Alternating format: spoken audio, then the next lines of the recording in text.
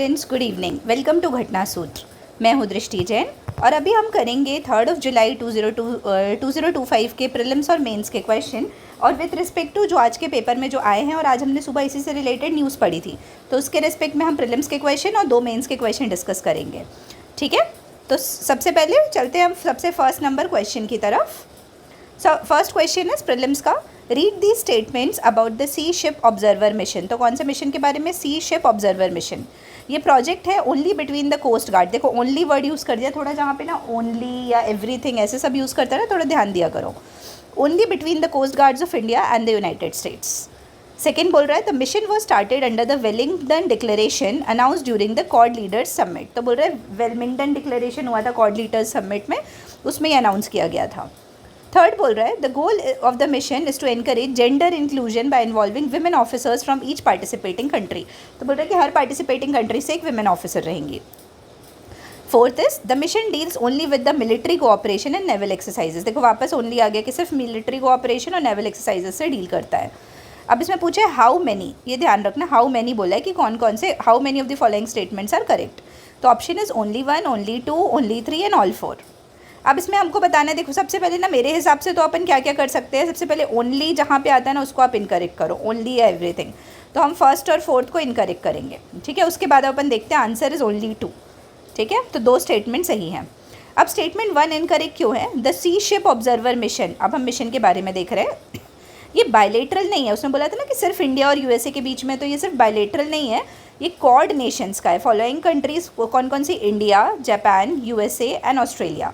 अब देखो इसको ना थोड़ा सा ऐसा भी समझा करो, सेकेंड स्टेटमेंट में लिखा है क्वाड और यहाँ पे लिखा है बायलेटरल, तो कैसे पॉसिबल है? इन दोनों को यदि सही होना है तो ऐसे म्यूचुअली एक्सक्लूसिव नहीं होना पड़ेगा ना, ठीक है, इसमें ध्यान रखना।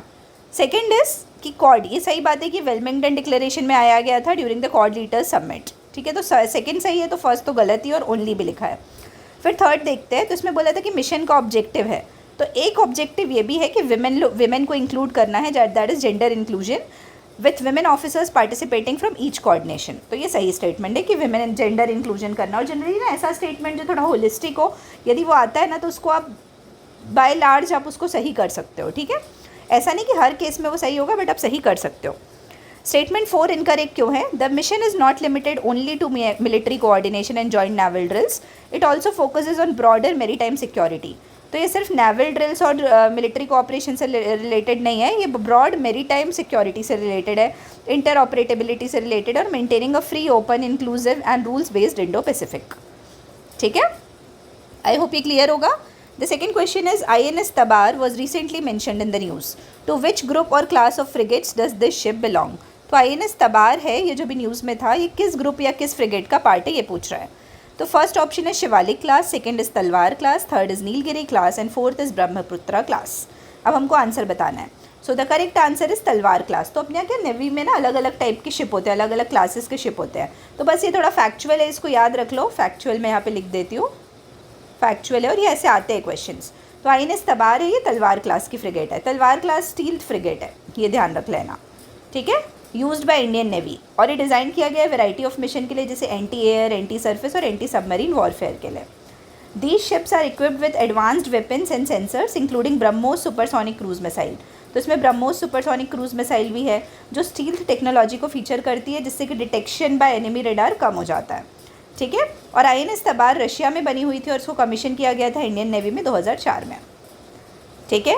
Coming to the third question, who published the financial stability report for June 2025। तो बोल रहे फाइनेंशियल स्टेबिलिटी रिपोर्ट किसने पब्लिश की है?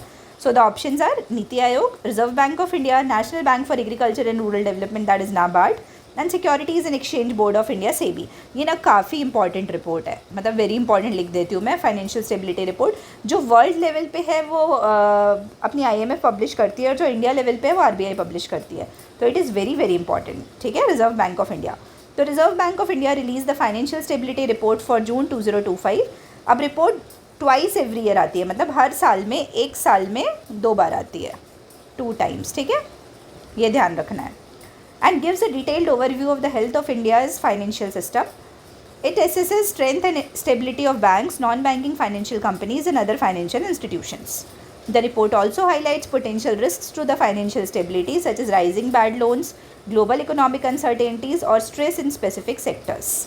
ठीक है, बस इतना ही है हमारे लिए काम का, उससे ज़्यादा डिटेल में हमको नहीं जाना है। उसके बाद हम देखते हैं fourth question, in which country can you find the वंदन मड वॉल्केनो। तो मड वॉल्केनो कौन सा, वंदन मड वॉल्केनो आपको कहाँ मिल सकता है। तो options are Japan, Taiwan, Philippines और Indonesia. So the correct answer is Taiwan. देखो ये थोड़ा फैक्चुअली ये नहीं पता रहता है, तो इससे आप अपना नॉलेज एनहांसमेंट के लिए आप इसको याद करो कि वंदन मड वॉल्केनो कहाँ है, ताइवान। देखो जापान ना आप आसानी से कैंसिल कर सकते हो, जापान के नाम फुकुशिमा, हिरोशिमा, मतलब फुकोशियो, ये सब इस टाइप के नाम होते हैं, तो आप जापान तो आसानी से कैंसिल कर सकते हो।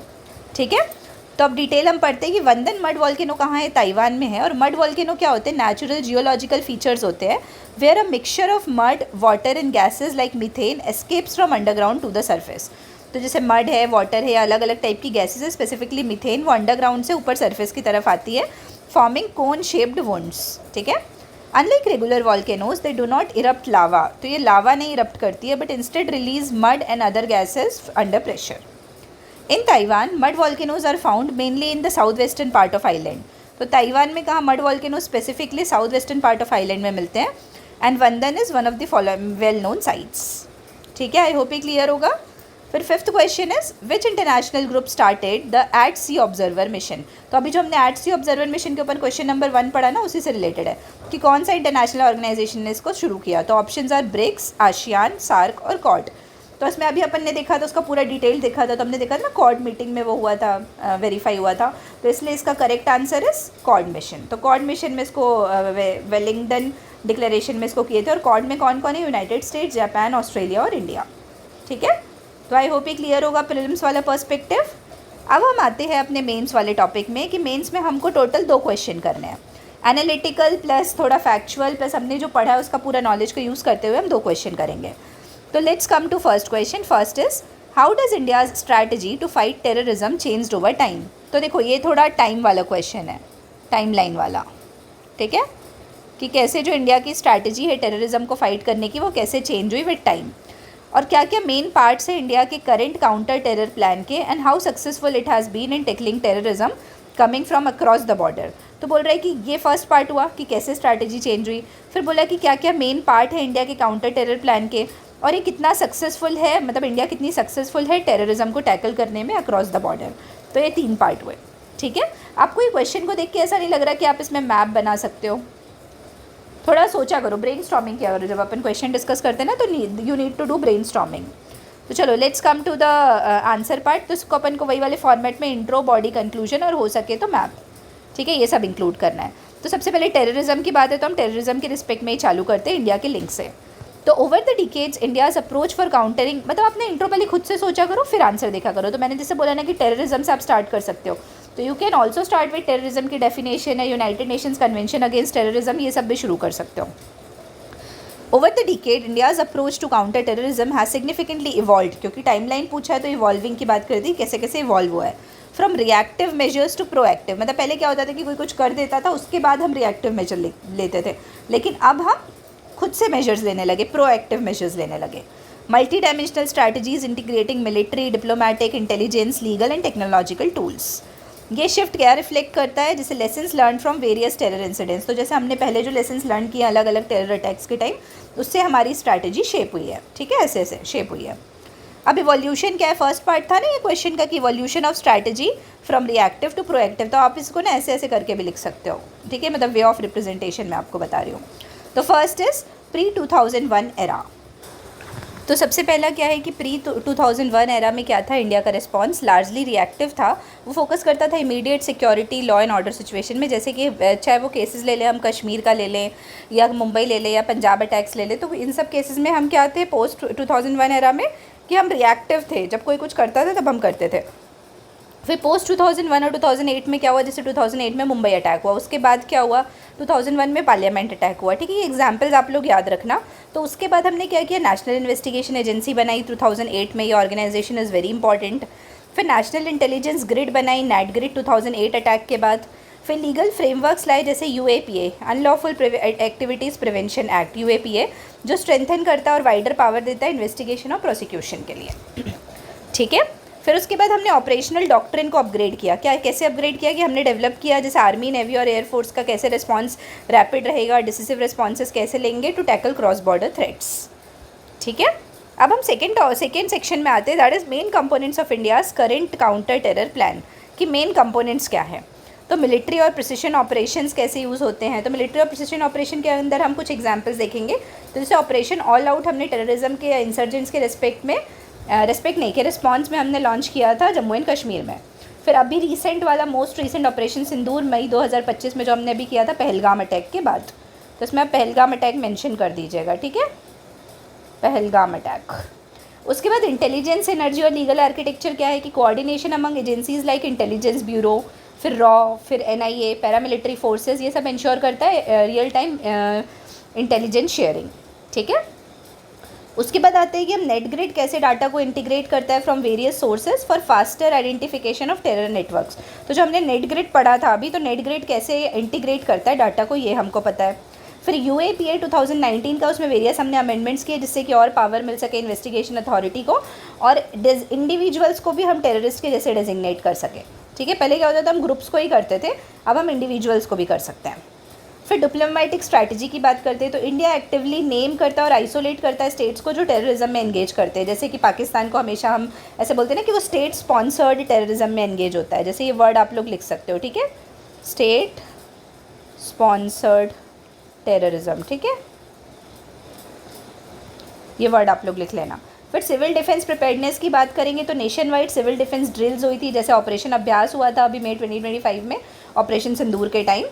फिर अब सोर्स सक्सेस क्या है, जैसे थर्ड पार्ट था ना क्वेश्चन का कि क्या सक्सेस है अगेंस्ट क्रॉस बॉर्डर टेररिज्म, तो उसमें हमको देखना है कि क्रेडिबल डेटरेंस कि ऑपरेशन जैसे ऑपरेशन सिंदूर हुआ था वो उसने डिमॉन्स्ट्रेट किया इंडिया के विलिंगनेस को और कैपेसिटी को कि कैसे टेरर बेसिस को अक्रॉस द बॉर्डर हम डिस्ट्रॉय कर सकते हैं।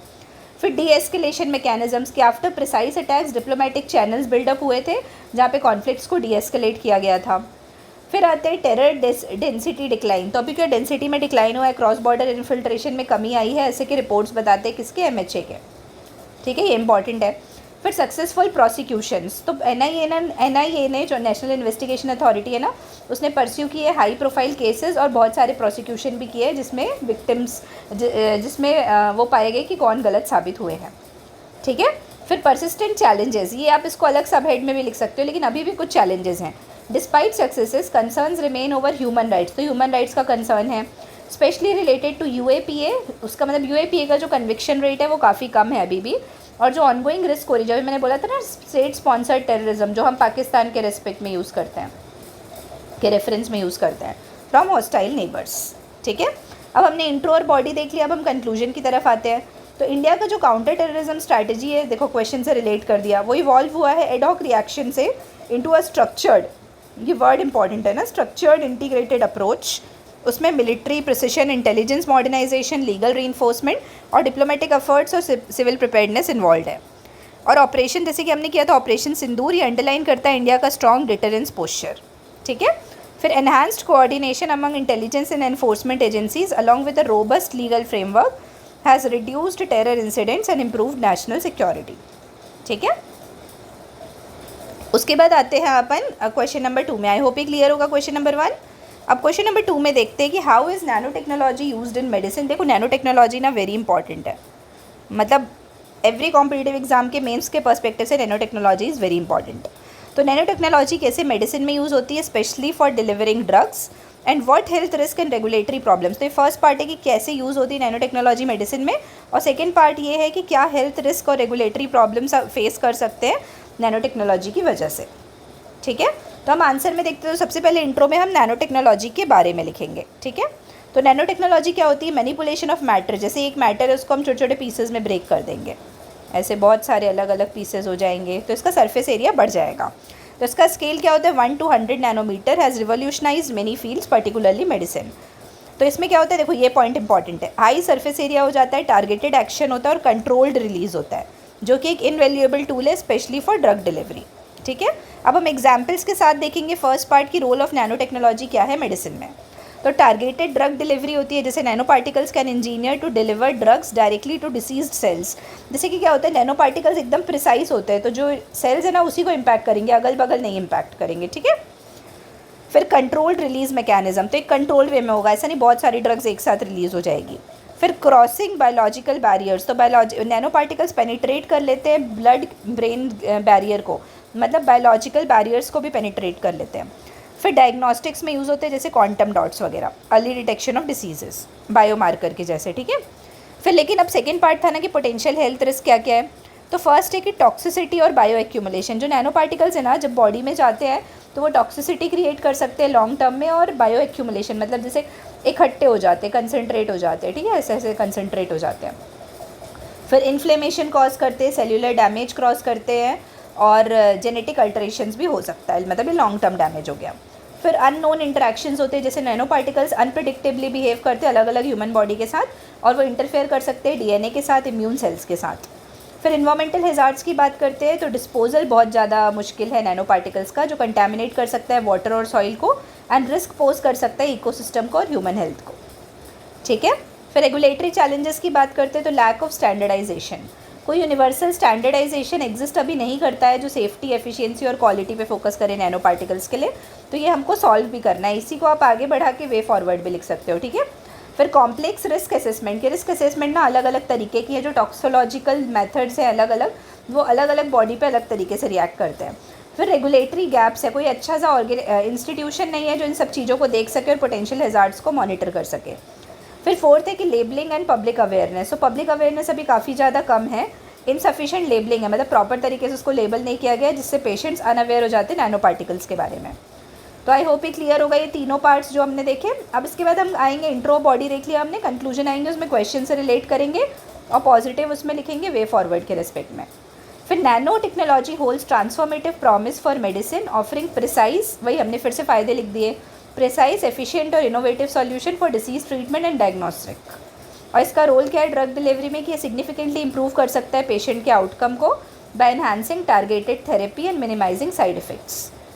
लेकिन येट मतलब उसमें रिलेट कर रहा है, yet without rigorous health risk evaluations and robust regulatory framework, मतलब ये तो हमको चाहिए, इसके बिना कुछ भी नहीं हो सकता।